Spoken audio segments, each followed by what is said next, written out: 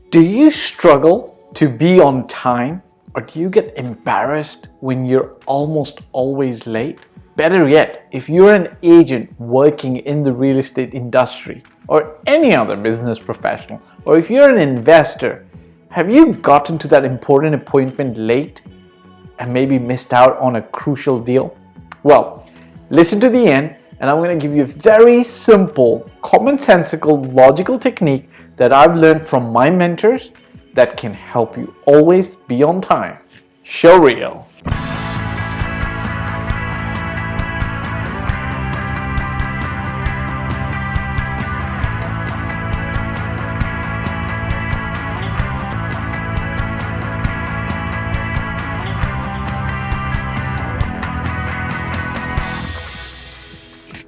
Okay, welcome back. Check this out. So a lot of times, being on time can mean a lot of other things for you in terms of your life, because they say how you do one thing actually is the way you do everything else in your life. So in business meetings, as an agent, if you're coming to present to clients, if you're on time, generally clients will start expecting that everything else that you do is going to meet that level of, we're not going to call it perfection, because being on time isn't being perfect, it's just being on time, right? However, unfortunately, a lot of times people end up not being on time. Now, this is not something that's just in Dubai or Pakistan or India. It's everywhere. It's global. Maybe perhaps there's a few exceptions, perhaps Japan maybe. I haven't lived and worked in Japan, so I don't know if people actually show up to a meeting late over there. But in Dubai, it's kind of like expected. One of the excuses that is used a lot by a lot of people is traffic. But honest to God, it's not really traffic. It's kind of like a habit sometimes, right? So how do you make a conscious effort to be on time and perhaps break that negative habit?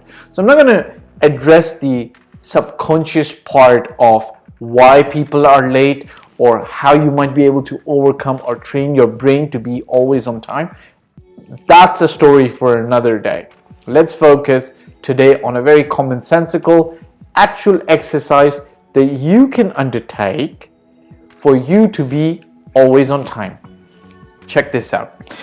I'm going to give you a very simple example. Let's assume that you are sitting in your office, you're an agent, and you're going to go and meet a client at a developer's sales center, and you must absolutely be there first to greet your client. Obviously, you don't want anybody else to take your client as well, but at the same time, it just bodes well for, professionalism and showing them around so that you're there to greet them. Okay, now here's an estimation that most people will generally make. Now, since this is an example, work with me. Okay, let's assume that the distance between where your office is to your the developer sales center is approximately about 30 minutes. Okay, let's say, let's say 20 minutes. Okay, 20 minutes, because generally speaking 20 minutes is a good amount of time in Dubai, generally speaking, from most places to go almost get to anywhere. Now, let's say you've got the meeting at 3 p.m. and as I said, the car distance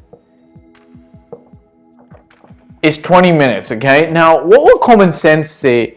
Common sense would subconsciously guide you to say, hey, you know what, 20 minutes is the distance between my office and where I need to meet my client. 3 p.m. is my meeting. Now common sense would say I should leave around 2:40. Hey, because that's exactly 20 minutes, right? So if I get from my office and I need 20 minutes to get there, guess what? I'll be there bang at 3 p.m. Kind of makes sense. Some smart people might, instead of leaving at 2:40, might decide, hey, you know what? Let's leave at 2:35. Okay. What they've actually done over here is they've added a 5-minute buffer. Okay, and we'll talk about this in a bit. But what you've failed, let's not use the word failed, but what you've actually not recognized is that generally speaking, the driving car distance between your office and the developer's office is 20 minutes.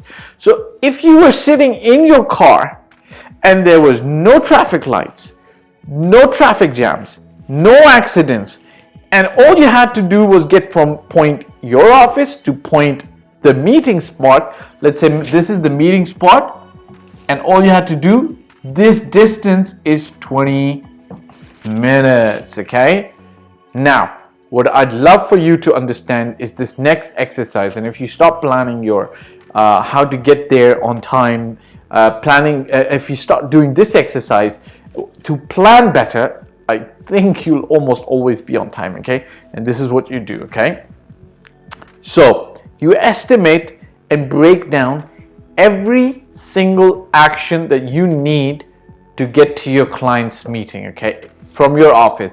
So let's say you're sitting at your office desk, okay? So what are the things that you need to do? From your office desk, let's say you need to go to the elevator, okay? And let's say you're on the 20th floor. So let's just consider this arrow to mean going to the elevator. Let's say you're on the 20th. So getting to the elevator, let's say, is 30 seconds. Waiting for the elevator. So waiting for the elevator is something you'd have to do. You'd have to go to your car. So walk to your car and get into your car and maybe drive out of the parking area. So let's say car and you get out. This is one activity that you would take. Then comes the actual driving distance. Okay, so the distance is 20 minutes. We've already seen that. Okay, let's not add the distance here. What I would like to add is things that you probably have not figured out yet. Okay, so traffic signals,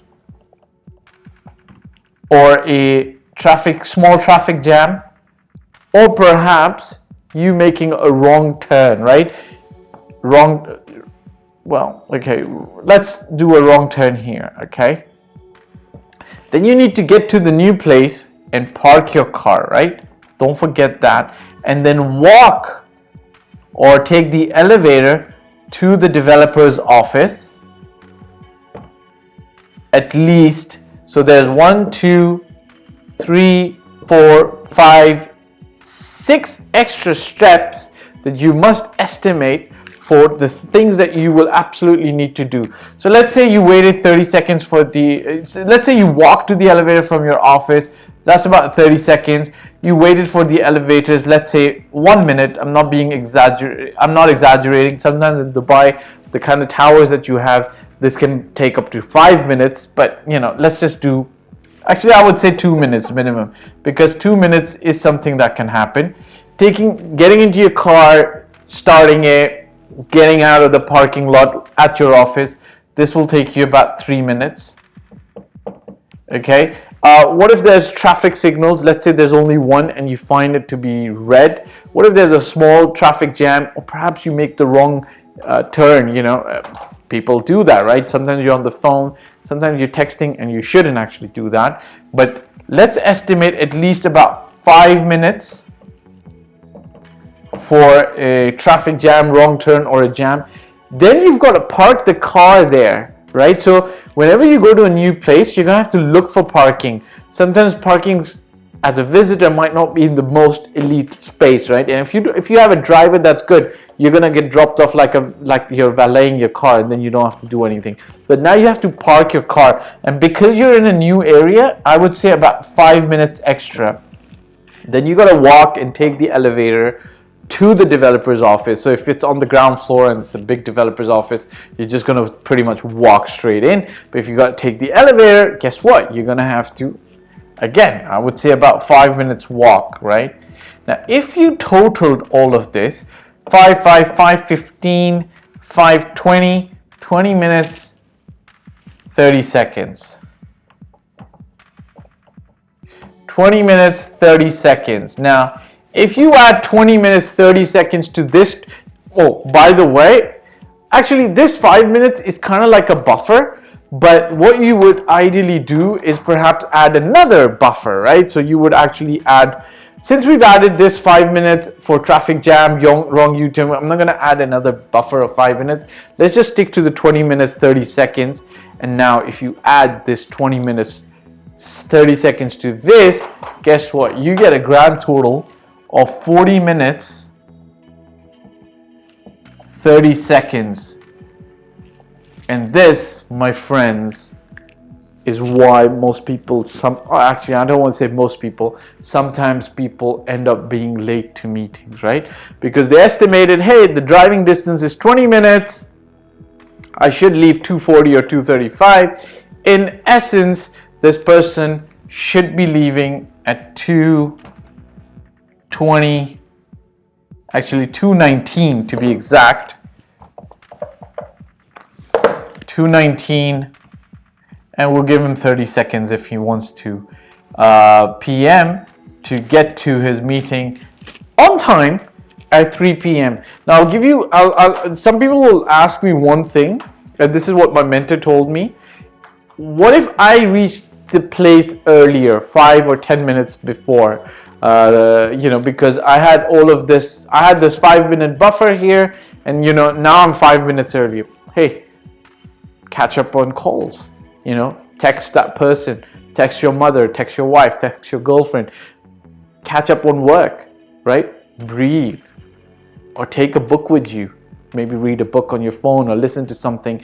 So this is what my mentor always said. It's better for you to reach there earlier and wait for the other person rather than you reaching that later. Now I'm sharing this for you, but it's a good reminder for myself as well, so we can always be on time and catch that deal on time.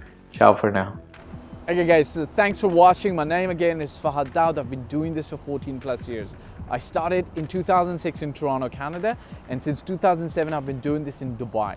I generally talk about real estate, your life, my life, and our path to allowing financial bliss coming to us. If you want to work with me, such as buy a property in Dubai, or you need general advice, you can hit me up on in the contact form below.